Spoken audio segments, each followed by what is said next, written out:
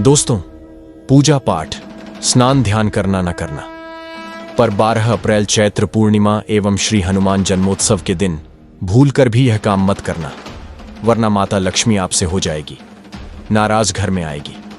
कंगाली और गरीबी। दोस्तों, चैत्र माह की पूर्णिमा के दिन गलती से भी महिलाओं को यह 3 काम नहीं करनी चाहिए। ऊपर से इस बार की पूर्णिमा तिथि पूरे 144 सालों बाद आई है, इसलिए विशेषकर इस बार की चैत्र पूर्णिमा के दिन आपको इन कामों को करने की मनाही है। अगर कोई भी स्त्री हो या पुरुष बिना जानकारी के इन कामों को करता है तो उससे माता लक्ष्मी रुष्ट हो जाती है और उसे आजीवन निराश रहना पड़ता है। हमारे हिंदू धर्म में सभी तिथियों में चैत्र माह की पूर्णिमा तिथि यानी कि हनुमान जन्मोत्सव का दिन बहुत ही खास माना गया है। यह दिन भगवान हनुमान जी के साथ साथ श्री लक्ष्मी नारायण को समर्पित बताया गया है।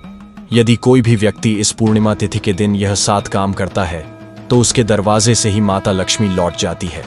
खासकर सुहागन महिलाएं इस बात का विशेष ध्यान रखें, वरना घर में आएगी गरीबी। अगर सुहागिन महिलाएं व्रत रखती हैं तो दोस्तों, आप लोग इस वीडियो को हल्के में ना लेना। इस बार कई वर्षों बाद ऐसा दुर्लभ संयोग बना है कि चैत्र पूर्णिमा के दिन शनिवार के दिनों में पड़ रही है। साथ ही जानेंगे कि इस दिन आप कौन से उपाय करें जिससे आपको अपने जीवन में 100% धन की प्राप्ति हो। साथ ही इन 7 गलती के कारण आपको 7 जन्मों तक निर्धन नहीं रहना पड़े, क्योंकि आज का यह वीडियो बहुत ही ज्ञानवर्धक वीडियो साबित होने वाला है। तो आप अपने फायदे के लिए इस वीडियो को अंत तक जरूर देखकर जाइएगा। यदि आज आपने इस वीडियो को बीच बीच में से देखा, काट काट कर देखा, तो जीवन में आपको कभी सफलता हासिल नहीं होगी। वीडियो को ध्यान से देखना। आज की इस वीडियो में आप लोगों को चैत्र पूर्णिमा के दिन वह ऐसी कौन सी 7 गलतियां हैं जो आपको नहीं करना चाहिए, एवं इस दिन आपको क्या खाना चाहिए और क्या नहीं खाना चाहिए जिससे परिवार में दोष ना लगे, और चैत्र पूर्णिमा के दिन किए जाने वाले उपाय भी बताऊंगा, और आपको इस दिन किन किन बातों का ध्यान रखना है। और इसी के साथ इस बार चैत्र पूर्णिमा पर आपको कौन से 3 काम करने से बचना चाहिए, ये सारी जानकारी हम आपको इस वीडियो में देंगे। इस वीडियो को देखने के बाद आपको कोई और वीडियो देखने की जरूरत नहीं पड़ेगी। तो चलिए दोस्तों, वीडियो में आगे बढ़ते हैं। अगर आप भी चाहते हैं कि माता रानी का आशीर्वाद आप पर सदैव बना रहे तो वीडियो को लाइक करें, चैनल को सब्सक्राइब करें और कमेंट बॉक्स में जय बजरंगबली, जय माता लक्ष्मी जरूर लिखें। दोस्तों, मंगलवार, गुरुवार और शनिवार के दिन अगर पूर्णिमा पड़ जाए तो जितना इस दिन माता लक्ष्मी प्रसन्न होती है उतना ही 3 काम करने से क्रोधित हो जाती है। धर्मशास्त्र में कुछ कार्यों को करने की मनाही होती है जिसके बारे में शायद कम ही लोग जानते होंगे। हिंदू धर्म में शनिवार का दिन भगवान श्री हनुमान जी एवं श्री लक्ष्मी नारायण का माना गया है। इसीलिए इस दिन घर में सुख समृद्धि के लिए गणेश लक्ष्मी की विशेष पूजा अर्चना करने के साथ ही पूर्णिमा के व्रत भी रखे जाते हैं। लेकिन अगर आप इस दिन यह 7 कार्य करते हैं तो इससे धन का नाश होने की संभावना हमेशा रहती है, क्योंकि शनिवार पूर्णिमा का दिन भगवान श्री लक्ष्मी नारायण का होता है और हर व्यक्ति के घर में लक्ष्मी का होना बहुत जरूरी होता है, क्योंकि आजकल बिना माता लक्ष्मी की कृपा से जीवन अत्यधिक कष्ट से भरा हो जाता है। इसी के साथ जानते हैं कि पूर्णिमा पर आपको क्या करना चाहिए, क्या नहीं करना चाहिए। सबसे पहले तो चलिए भक्तों, आपका ज्यादा समय बर्बाद न करते हुए वीडियो को शुरू करते हैं। देखिए भक्तों, सबसे पहली बात तो यह कि हमारे हिंदू धर्म एवं प्राचीन ग्रंथों में सभी तिथियों में पूर्णिमा तिथि को सर्वश्रेष्ठ माना गया है और पूर्णिमा तिथि भगवान श्री लक्ष्मी नारायण को समर्पित है। इस दिन के गए उपवास, जप, तप व ध्यान का विशेष महत्व होता है। शास्त्रों में बताया गया है कि चैत्र माह के शुक्ल पक्ष की पूर्णिमा यानी कि श्री हनुमान जन्मोत्सव का व्रत करने से सांसारिक जीवन की सभी समस्याओं से मुक्ति मिलती है और व्यक्ति जन्म मृत्यु के बंधन से मुक्त हो जाता है। इस दिन यदि दोस्तों भगवान आप पर प्रसन्न हो गए तो आप मान के चलिए कि आपके जीवन का कायाकल्प हो जाने से कोई नहीं रोक सकता है, एवं ऐसे व्यक्ति मरणोपरांत बैकुंठ धाम को प्राप्त होते हैं। शास्त्रों के अनुसार इस अत्यंत ही पुण्य एवं मंगलकारी तिथि पर कुछ ऐसे कार्य हैं जिनको करना वर्जित बताया गया। ऐसा करने से व्यक्ति को जीवन में कई तरह की परेशानियों का सामना करना पड़ता है और भगवान विष्णु की नाराजगी, माता लक्ष्मी की नाराजगी का भी सामना करना पड़ता है। आइए जानते हैं कि चैत्र पूर्णिमा के दिन ऐसे कौन से कार्य हैं जिनको भूलकर भी नहीं करना चाहिए। तो दोस्तों, सबसे पहला कार्य जो है वह माता तुलसी से जुड़ा हुआ है। जी हाँ दोस्तों, तुलसी को माता लक्ष्मी का प्रतिरूप भी कहा जाता है। भगवान श्री हरि विष्णु एवं उनके अवतारों को तुलसी के पत्ते अवश्य ही अर्पित किए जाते हैं। लेकिन इस बात का आपको विशेष रूप से ध्यान रखना चाहिए कि चैत्र पूर्णिमा के दिन आप या आपके परिवार के कोई भी सदस्य तुलसी के पत्तों को ना तोड़े, ना ही उन्हें स्पर्श करें। हालांकि इस दिन तुलसी माता में जल अर्पित करने की मनाही नहीं है, इसलिए आप तुलसी माता में जल अर्पित कर सकते हैं, लेकिन आपको तुलसी मैया के पत्तों को तोड़ने से बचना चाहिए। साथ ही साथ महिलाएं भूलकर भी चैत्र पूर्णिमा के दिन बाल खोलकर तुलसी मैया की पूजा ना करें, इससे उल्टा आपको दोष लग सकता है। साथ ही साथ यदि आप इस दिन तुलसी माता में जल अर्पित कर रहे हैं तो इस बात का ध्यान रखें कि जल आपको सूर्योदय से पहले एवं सूर्यास्त के बाद नहीं देना है। चलिए जानते हैं दूसरी गलती के बारे में, जिसे कि हमें चैत्र पूर्णिमा के दिन नहीं करना चाहिए। हमारे धर्मशास्त्र में स्पष्ट लिखा हुआ है कि चैत्र पूर्णिमा तिथि का दिन स्वयं भगवान श्री हरि विष्णु माता, लक्ष्मी जी एवं भगवान हनुमान का दिन होता है। ऐसे में यदि कोई भी व्यक्ति गलती से भी मांस मदिरा का प्रयोग करता है तो व्यक्ति 7 जन्मों तक वंशहीन हो जाता है और ऐसे लोग आकस्मिक दुर्घटना के शिकार भी हो सकते हैं। इसीलिए चैत्र पूर्णिमा के दिन महिलाएं एवं पुरुष घर में तामसिक चीजों का प्रयोग न करें और न ही अपने घर के किसी भी सदस्य को करने दें। ठीक है ना? चलिए दोस्तों, अब हम जानते हैं तीसरी गलती के बारे में, जिसे कि आपको इस चैत्र पूर्णिमा के दिन भूलकर भी नहीं करनी चाहिए।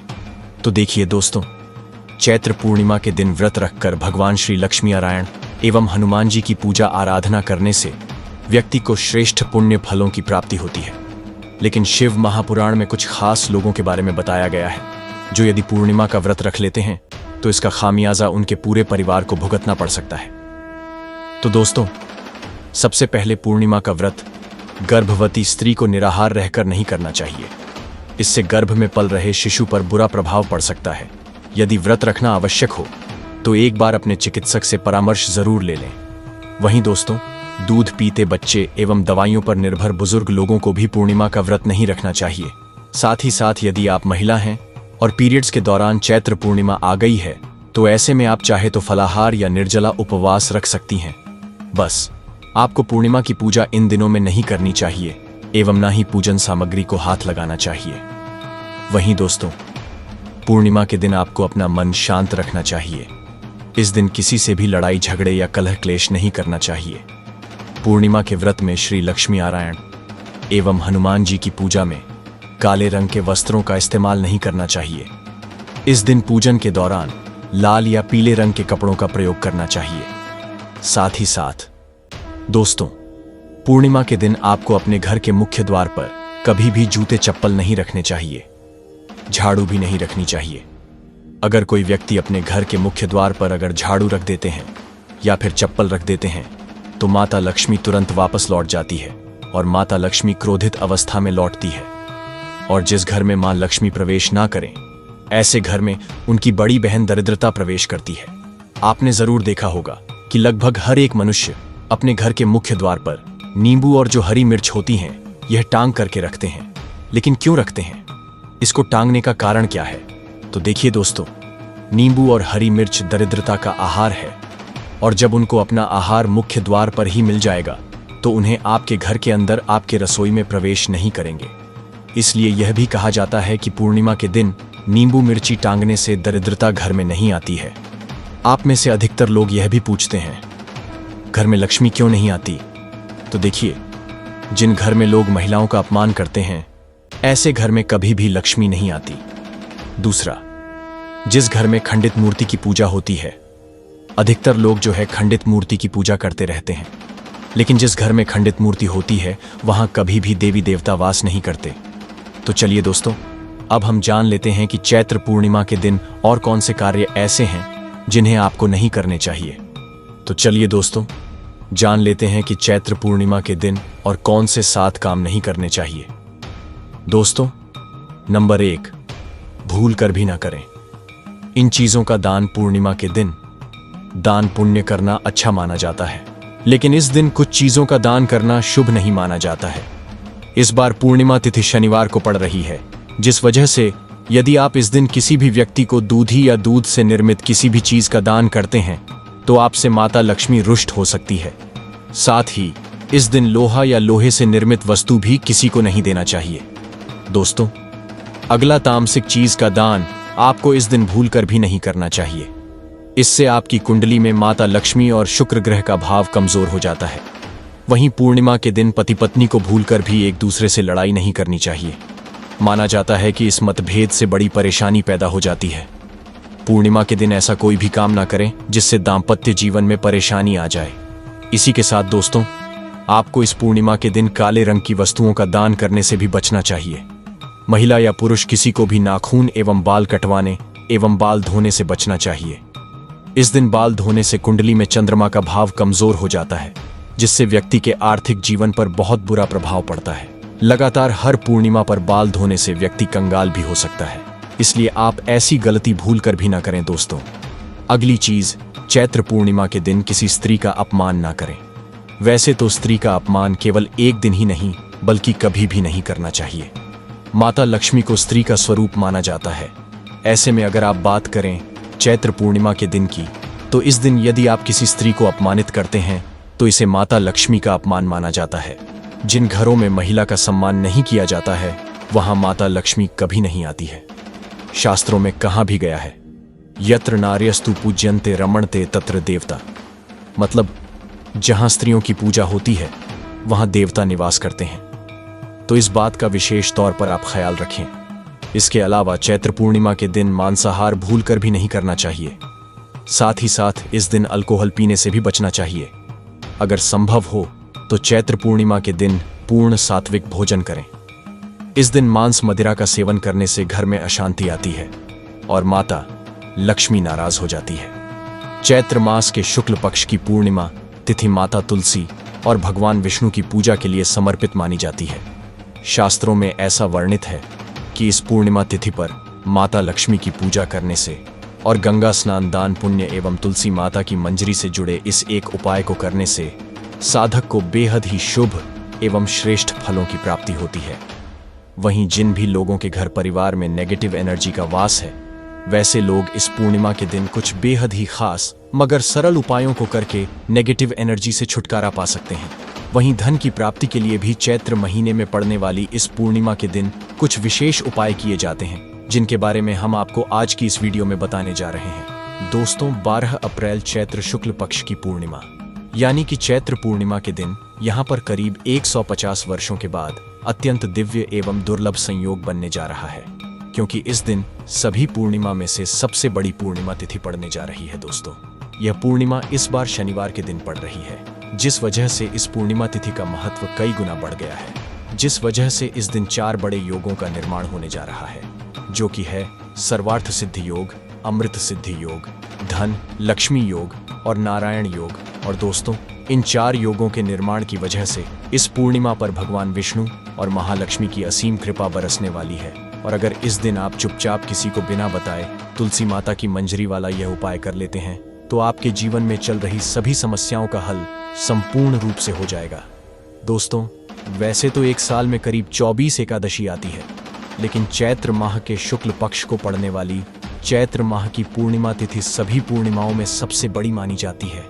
इस पूर्णिमा तिथि के दिन विभिन्न प्रकार के शुभ मंगल योगों का निर्माण होने जा रहा है, जिसमें सर्वार्थ सिद्धि योग, अमृत सिद्धि योग, धन लक्ष्मी योग और नारायण योग शामिल है। शास्त्रों के अनुसार अमृत सिद्ध योग में पूर्णिमा तिथि का पढ़ना बेहद ही दुर्लभ होता है। मान्यता है कि इस किए गए शुभ कार्यों से जीवन में सुख समृद्धि आती है। दोस्तों, ऐसा कहा जाता है कि तुलसी के पौधे में कई देवी देवताओं का निवास होता है। किसी विशेष दिन पर, जैसे कि पूर्णिमा के दिन तुलसी माता की अगर पूजा उपासना की जाए तो व्यक्ति के सभी आर्थिक, मानसिक और घरेलू समस्याओं का निदान तत्काल रूप से हो जाता है। चैत्र पूर्णिमा के दिन विष्णु भगवान, माता तुलसी एवं शालिग्राम जी की पूजा की जाती है, क्योंकि इस दिन की गई पूजा आराधना से हमें कई गुना फल मिलता है। इसलिए इस दिन तुलसी माता से जुड़ा यह अचूक उपाय आपकी हर परेशानी को हल कर देगा, चाहे वह धन को लेकर हो या सेहत या संतान की प्राप्ति को लेकर हो।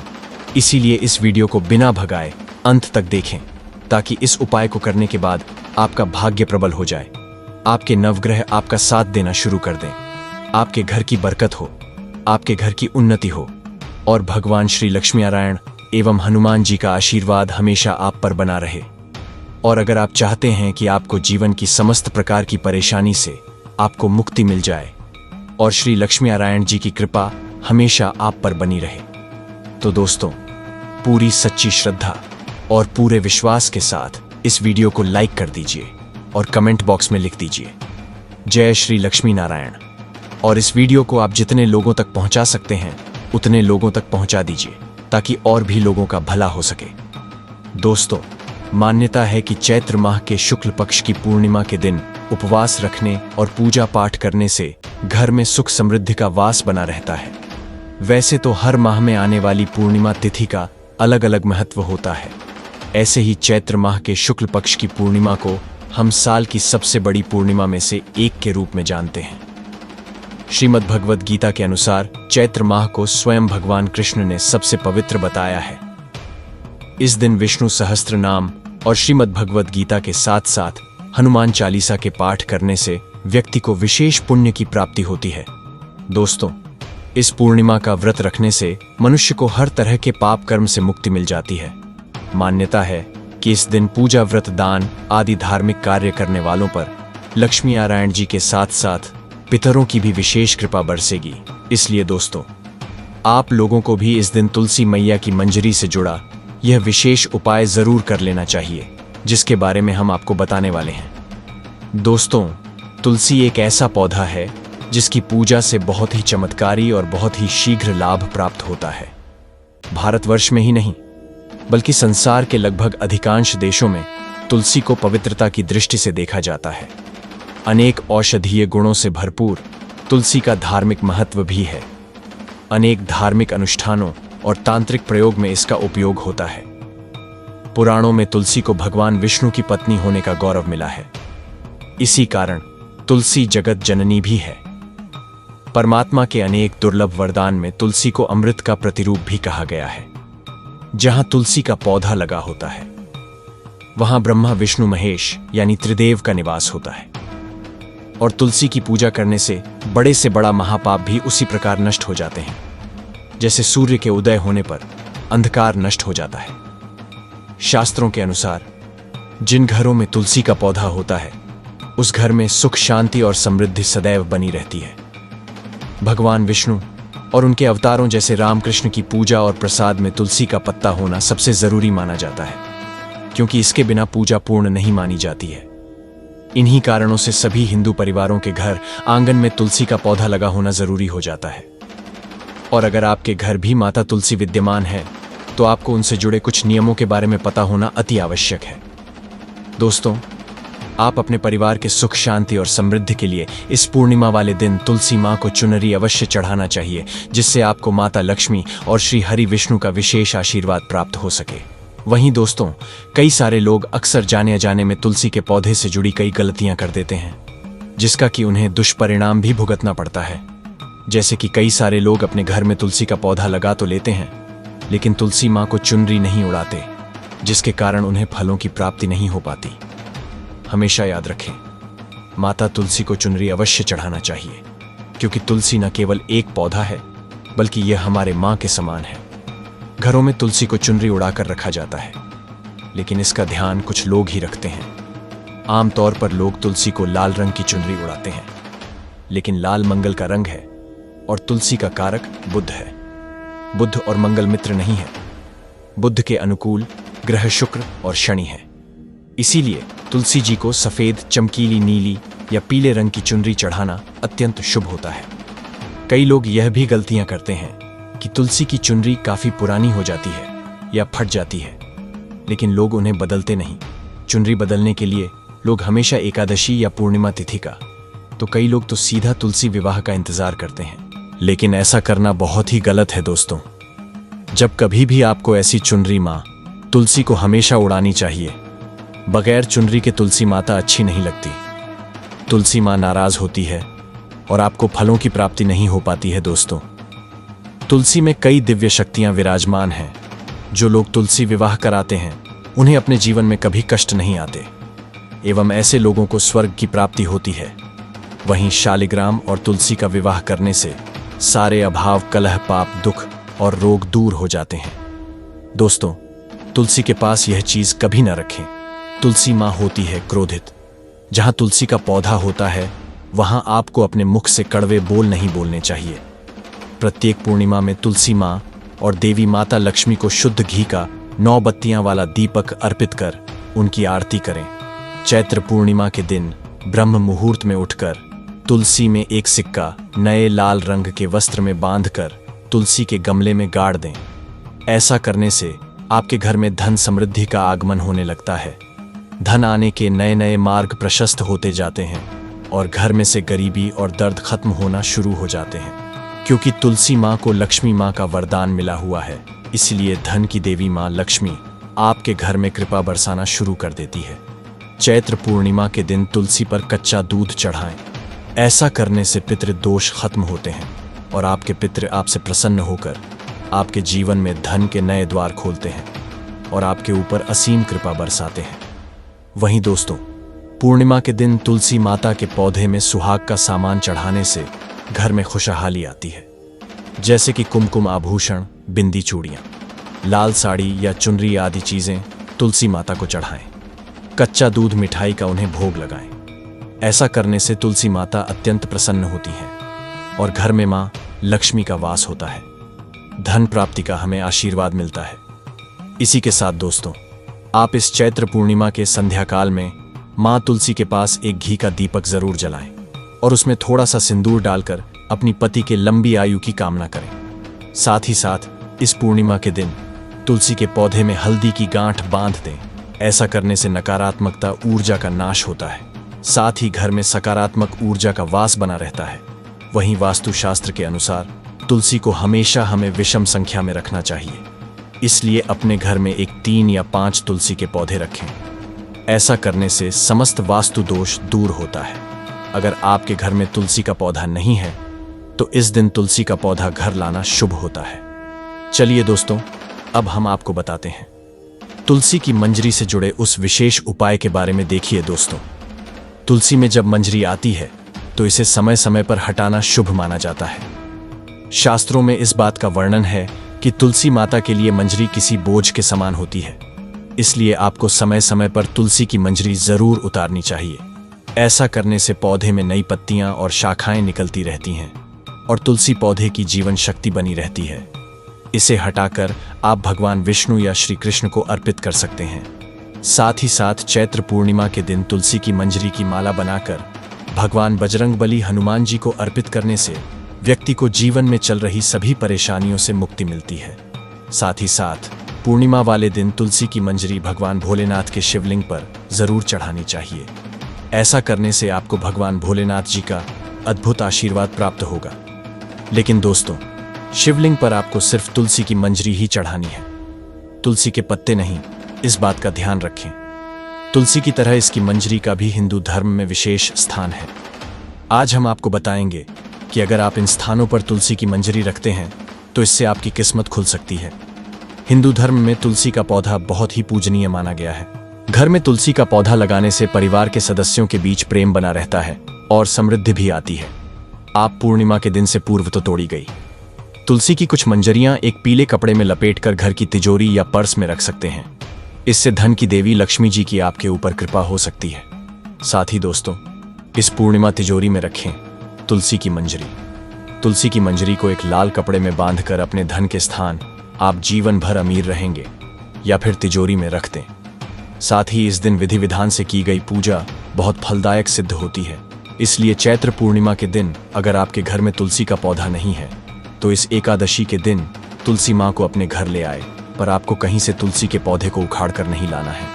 ऐसा करने से आपको दोष भी लग सकता है। हाँ, आप तुलसी के पौधे को गमला सहित खरीद कर अपने घर ला सकते हैं, उसमें कोई भी दिक्कत वाली बात नहीं है। ज्यादातर घरों पर रामा तुलसी ही लगाई जाती है जो हरे रंग की होती है। इस तुलसी के पौधे को उज्ज्वल तुलसी, श्री तुलसी और लकी तुलसी भी कहा जाता है। कहते हैं रामा तुलसी घर में लगाने से हमारे जीवन के सारे कष्ट दूर होते हैं और सुख, समृद्धि और खुशहाली से पूरा घर भर जाता है। इसी के साथ दोस्तों, पूर्णिमा के दिन आटे से बना हुआ दीपक का भी अपना एक अलग ही महत्व होता है, क्योंकि आटे के दीपक को सबसे ज्यादा शुभ और पवित्र माना जाता है। आटे का दीपक तुलसी के नीचे जलाने से आपको मां लक्ष्मी के साथ मां अन्नपूर्णा और श्री हरि विष्णु जी का भी आशीर्वाद मिलता है। अगले दिन इस दीपक को आप गाय को खिला दें। इस उपाय से शुभ फल के साथ आपकी आर्थिक स्थिति भी मजबूत होगी। और इस दिन तुलसी पर यदि आप घी का दीपक लगा रहे हैं तो उसे लगाने से पूर्व उसमें थोड़ा सा अक्षत अवश्य डालें और दीपक जलाएं। इस उपाय से दरिद्रता दूर भागती है और मां लक्ष्मी प्रसन्न होती है। चैत्र पूर्णिमा के दिन लाल कपड़े में तुलसी के पत्ते लपेटकर घर की तिजोरी में रखें। फिर पूजा के दौरान उन पत्तों को मां लक्ष्मी एवं भगवान विष्णु के चरणों में अर्पित करें। इसके बाद तुलसी के पत्तों के साथ 1 का सिक्का लाल कपड़े में लपेटकर अपने पर्स में रख लें। इससे धन लाभ के योग बनने लगेंगे। लेकिन पत्ते आपको पूर्णिमा के दिन नहीं तोड़ने चाहिए, क्योंकि पूर्णिमा वाले दिन तुलसी के पत्तों को तोड़ना वर्जित बताया गया है। साथ ही साथ रविवार के दिन भूलकर भी तुलसी के पत्तों को ना तो स्पर्श नहीं करना चाहिए और ना ही उन्हें जल अर्पित करना चाहिए। ऐसा करने से घोर पाप लगता है। आप तुलसी के पास गिरे हुए पत्तों का प्रयोग भी आप कर सकते हैं। इसके साथ दोस्तों, इस पूर्णिमा के दिन जब आप प्रातःकाल सोकर उठे, सर्वप्रथम आप माता तुलसी के दर्शन करें। इससे आपके समस्त पाप कट जाएंगे। फिर नित्य कर्मों से निवृत्त होने के बाद अपने स्नान वाले जल में थोड़ी सी तुलसी की मिट्टी अवश्य मिला लें। इससे आपकी कुंडली में शुक्र का भाव मजबूत होगा, पर आपको अपने जीवन में आर्थिक तंगी से छुटकारा मिल जाएगा। इसके साथ दोस्तों, हम आपको कुछ और उपायों के बारे में बताने वाले हैं, जिसे कि आपको इस पूर्णिमा के दिन जरूर करना चाहिए। तो बहुत ही ज्यादा लाभप्रद वीडियो होने वाला है, यह अंत तक जरूर देखें। हमारे प्राचीन धर्म ग्रंथों में गाय को एक अत्यंत महत्वपूर्ण और पवित्र जीव माना गया है। शास्त्रों में गाय को माता होने का दर्जा प्राप्त है। स्वर्ग लोक से लेकर पृथ्वी लोक तक हर जगह गाय माता पूजनीय है। जहां स्वर्ग में रहने वाली गाय माता को कामधेनु के नाम से जाना जाता है, वहीं धरती लोक पर रहने वाली गाय को हम गाय माता कहकर संबोधित करते हैं। वहीं वेदों में गाय को देवी लक्ष्मी का स्वरूप कहा गया है। देवी लक्ष्मी जिस प्रकार सुख समृद्धि प्रदान करती हैं, उसी प्रकार गौ माता भी अपने दूध से स्वास्थ्य रूपी धन हमें प्रदान करती है। इस तरह गौ संपूर्ण मानव जाति के लिए पूजनीय और आदरणीय है। अपने शरीर में 33 कोटि देवी देवताओं को धारण करने वाली गौ माता एक अत्यंत पवित्र, निर्मल, शांत, निष्पाप जीव है। ऋग्वेद में गाय को संसार का पालन पोषण करने वाली धरती लोक की कामधेनु कहा गया है। इसके दर्शन मात्र से ही मनुष्य के हजारों जन्म के पाप नष्ट हो जाते हैं। वहीं वास्तुशास्त्र के अनुसार अपने कार्यस्थल पर या घर के ड्राइंग रूम में कामधेनु गाय माता की मूर्ति रखना अत्यंत शुभ होता है। इससे घर में सुख समृद्धि का वास होता है। इसलिए आप इस चैत्र पूर्णिमा में कामधेनु गाय माता की मूर्ति अपने घर जरूर ले आएं। वही दोस्तों, मनुष्य को कभी भी इस निष्पाप गौ माता पर व्यक्ति को अत्याचार नहीं करना चाहिए। गाय को कभी मारना नहीं चाहिए और ना ही उन्हें कभी कष्ट देना चाहिए। गाय को मारना शास्त्रों में सबसे बड़ा पाप माना गया है दोस्तों। चाहे भगवान राम हो या कृष्ण, सभी ने गाय को माता का दर्जा देकर उनकी खूब सेवा की थी। भगवान श्री कृष्ण के अनुसार गायों की सेवा करना ही सर्वश्रेष्ठ धर्म है। इससे बड़ा पुण्य का कार्य संसार में दूसरा कोई नहीं हो सकता। कलयुग की भविष्यवाणी करते हुए भगवान श्री कृष्ण कहते हैं कि कलयुग में जब धर्म का लोप हो जाएगा, तब मनुष्य गाय की सेवा नहीं करेंगे। मनुष्य केवल दूध के लिए ही गाय को पालेगा। दूध के लिए वह गाय को बहुत कष्ट देगा, और जब गाय बूढ़ी होकर दूध देना बंद कर देगी, तब यह पापी मनुष्य उस गाय को यूं ही लावारिस छोड़ देगा। ऐसे व्यक्ति को गौ हत्या के बराबर पाप लगेगा। वहीं जो लोग निस्वार्थ भाव से गाय की सेवा माता मानकर करेंगे, उन्हें जीते जी सभी भौतिक एवं आध्यात्मिक सुख प्राप्त होंगे। इसी के साथ कलयुग के अंत का लक्षण बताते हुए श्री कृष्ण कहते हैं, जब संसार से गाय समाप्त हो जाएंगी, तब कलयुग का अंत होना तय है। जो भी मनुष्य कलयुग में गाय की निस्वार्थ भाव से सेवा करेगा, सुख समृद्धि प्राप्त करेगा। वहीं जो स्त्री अपने घर के रसोई में बनी पहली रोटी गाय माता को नियमित खिलाती है, ऐसी स्त्री अत्यंत सौभाग्यशाली रहकर अपने पूरे परिवार को तार देती है। वहीं जो लोग अपने घर में गाय से प्राप्त पंचगव्य को रखते हैं एवं नित्य पूजा में इसका इस्तेमाल करते हैं, उनके घर में कभी दुख दरिद्रता नहीं आती। दोस्तों, हमारे धर्म के सभी शास्त्रों में गाय की सेवा को ही सर्वश्रेष्ठ माना गया है। जो व्यक्ति प्रतिदिन किसी न किसी तरह से गौ माता की सेवा करता है, वह सबसे अधिक पुण्यवान बन जाता है एवं धीरे धीरे करके अपने जीवन में इतना कुछ हासिल कर लेता है जो अन्य लोगों के लिए एक सपना होता है। गांव में तो मनुष्य को गाय की सेवा करने का अवसर प्राप्त हो जाता है, क्योंकि क्या है कि गांवों में तो लोगों को गाय माता बिना खोजे मिल जाती है, लेकिन शहरों में गाय के दर्शन आसानी से नहीं हो पाते हैं।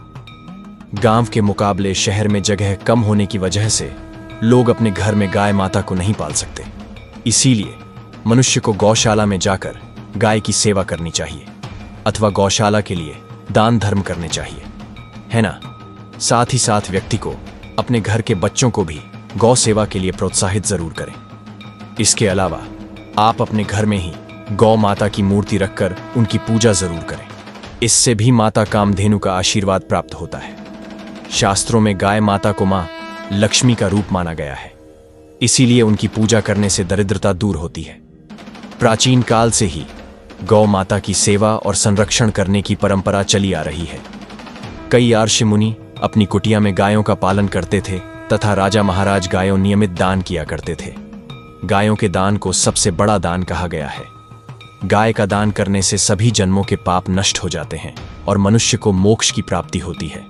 आज हम आपको गौ माता के संबंध में बहुत ही महत्वपूर्ण बातें बताने जा रहे हैं, जैसे हमें 12 अप्रैल चैत्र पूर्णिमा के दिन गाय माता की पूजा कैसे करनी चाहिए, गाय को कौन सी चीजें खिलाने से व्यक्ति को कौन सा फल मिलता है, तथा गाय के किस अंग को स्पर्श करने से दरिद्रता दूर होती है आदि के बारे में हमारे शास्त्रों में बहुत ही महत्वपूर्ण ज्ञान दिया गया है।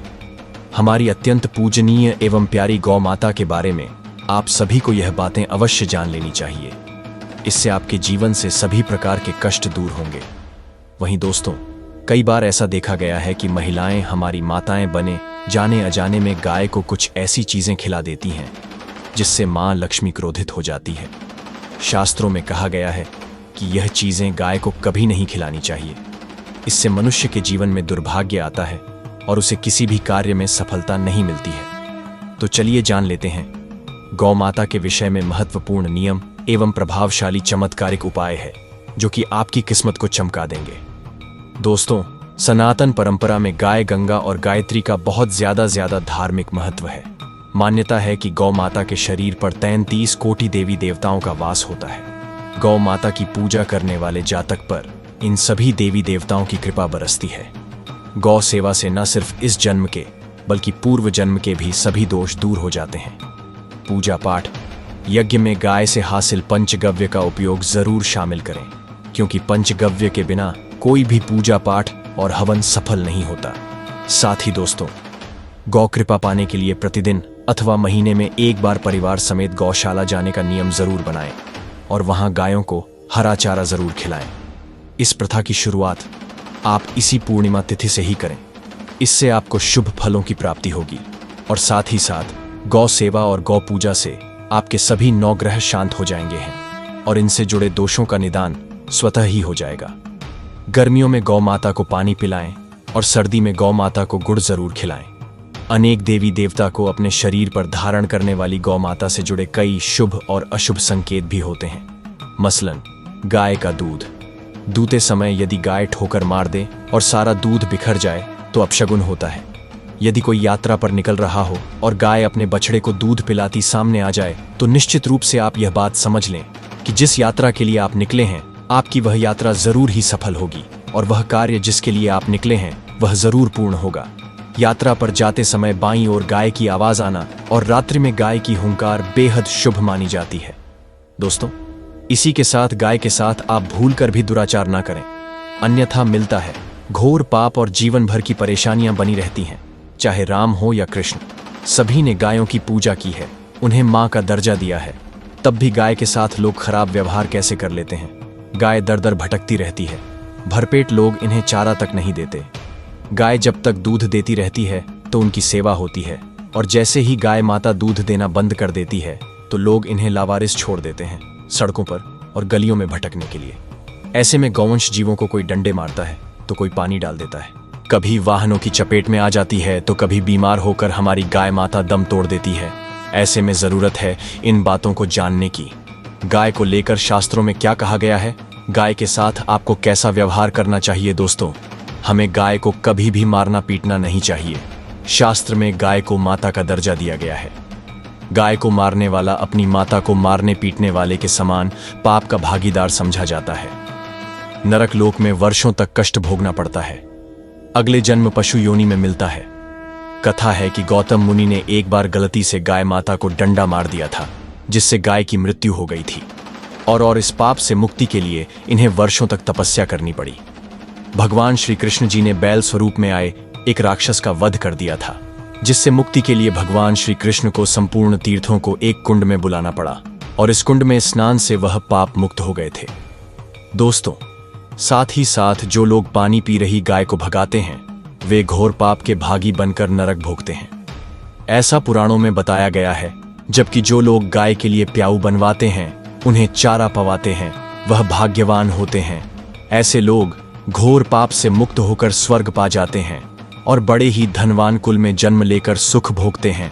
और साथ ही साथ आराम कर रही गाय को कष्ट देकर कभी भी उठाना नहीं चाहिए। कहते हैं कि जिस स्थान पर गाय बैठी है वहां से नकारात्मक ऊर्जा सदा सदा के लिए खत्म हो जाती है।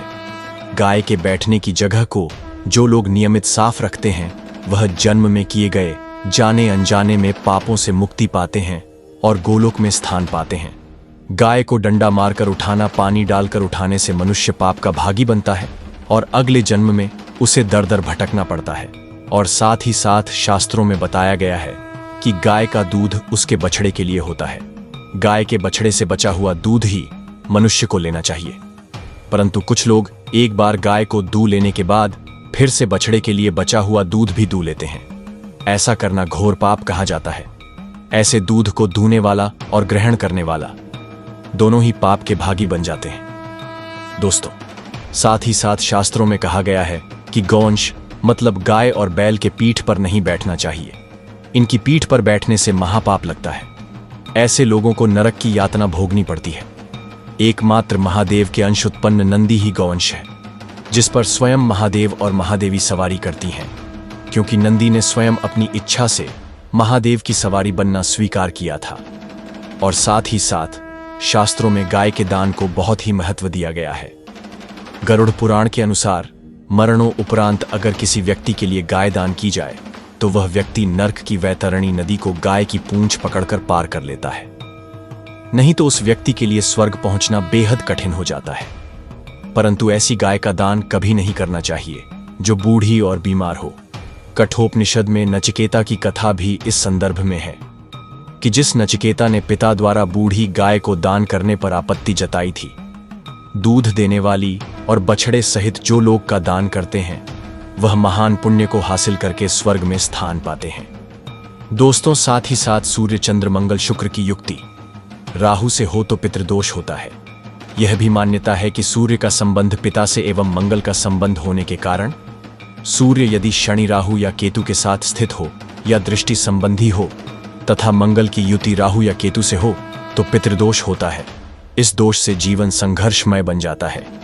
यदि पितृदोष हो तो गाय को इस पूर्णिमा के दिन रोटी के साथ हल्का गुड़ लगाकर चारा खिलाने से पितृदोष खत्म जाता है। साथ ही साथ गाय की पीठ पर जो कुबड़ बना होता है वह बृहस्पति ग्रह है।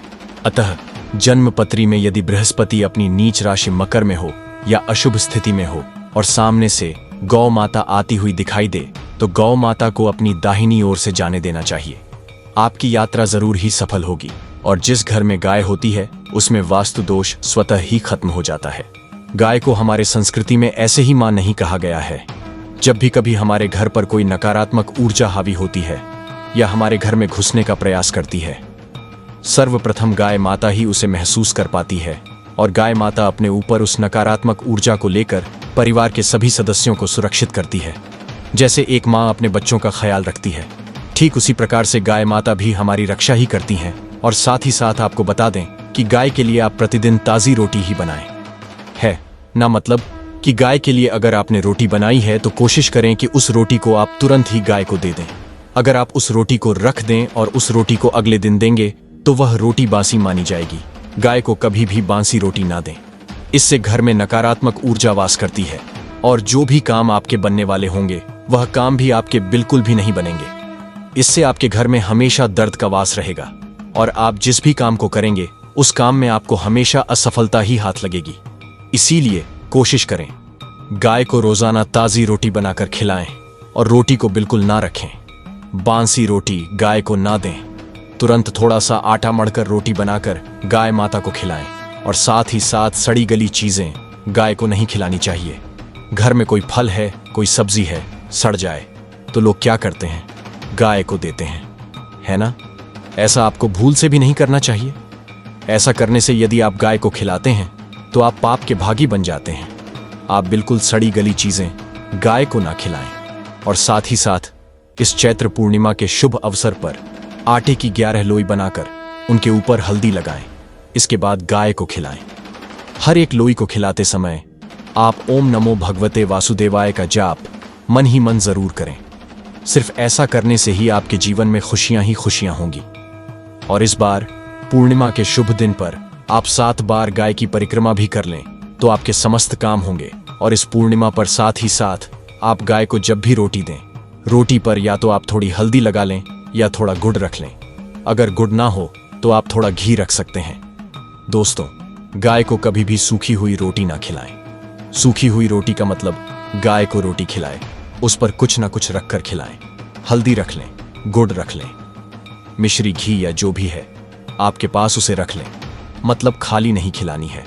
इतना करने मात्र से आपके जीवन के सभी दुख दर्द समाप्त हो जाएंगे। अगर आप इस पूर्णिमा पर अपने घर में भगवान श्री कृष्ण जैसे पुत्र की कामना कर रहे हैं, यानी कि अगर आपको भी पुत्र की कामना है, तो आप इस पूर्णिमा के दिन गाय माता को मूंग दाल अवश्य खिलाएं। यदि संभव हो तो आप मूंग दाल की 11 रोटी बनाकर गाय माता को खिलाएं। निश्चित रूप से गाय माता के आशीर्वाद से आपको अपने जीवन में भगवान श्री कृष्ण के ही समान पुत्र की प्राप्ति होगी। इसी के साथ इन दोस्तों, जो लोग अपने जीवन में माता लक्ष्मी की विशेष कृपा प्राप्त करना चाहते हैं, उन्हें इस चैत्र पूर्णिमा के दिन गाय माता को चने, गुड़ और ज्वारा खिलाना चाहिए। ऐसा करने से माता लक्ष्मी आपसे बेहद प्रसन्न हो जाएंगे एवं आपके घर में स्थायी रूप से वास करेंगे।